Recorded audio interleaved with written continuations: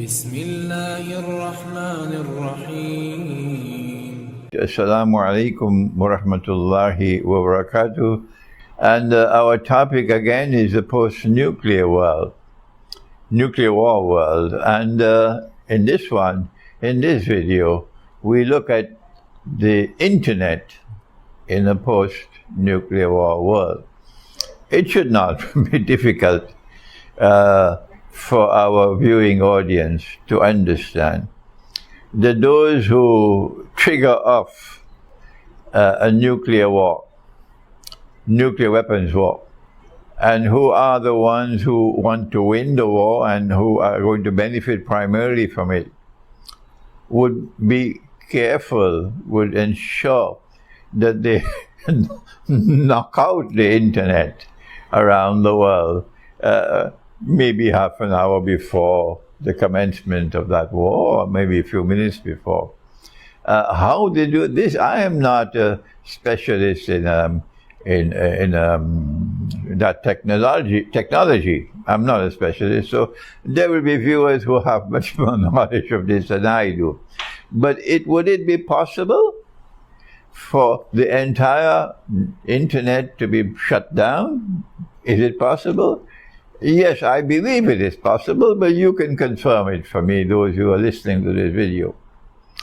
And so I got an email from one of my students, and he advised me. He says, listen, you have to prepare for that. The nuclear war can take place at any time, and you have to prepare for that. One of the best decisions I ever took in my life, apart from going to study with Maulana Fadlur Rahman Ansari, rahimahullah, was I would spend years to write a book. I prefer to be outside and to enjoy the sunshine and the breeze and listen to the birds and go by the seaside as others are doing.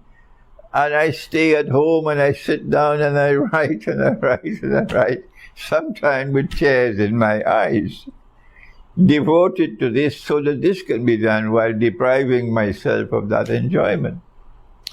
And then having written the book, I will put it immediately on the internet for free download. Even though I earn my modest livelihood from the sale of my book still, and I've done this for every single book I have written. Alhamdulillah, today I'm grateful to Allah who guided me to take this decision. So now then, what he has said to me in this email is you have to take steps to protect all of this information, all of this guidance that you have delivered all through your life. And of course, the ripest part is in your old age. And so he says, advise your students around the world to use something called a USB flash drive. And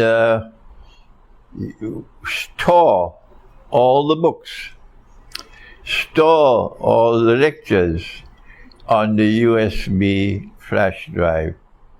The books, of course, should not be difficult to store. But he further advises that when you store the lectures, there's no need to store them as videos. What is more important is the audio. And if you're storing only the audio, it makes it so much easier than storing the videos as well. It will greatly reduce the size of the drive. This is what he said to me. And the sound is what is more important. Let me read it. The plus side is the sound.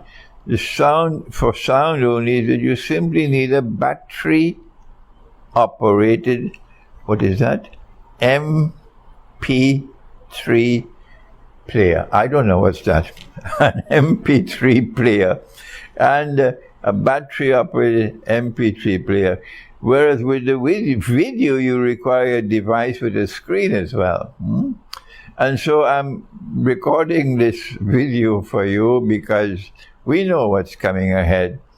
And maybe you can accept this advice from this brother who sent me the email and get what is called a flash drive, USB flash drive, and store all the books. There is no copyright on storing my books. It's when you want to use my books for your business as commercial, that's wrong.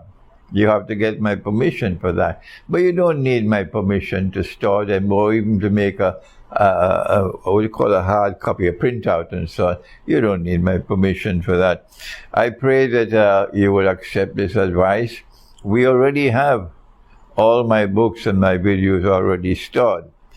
We have it, but you don't have it. And we may not be able to communicate these to you in a post-nuclear war world.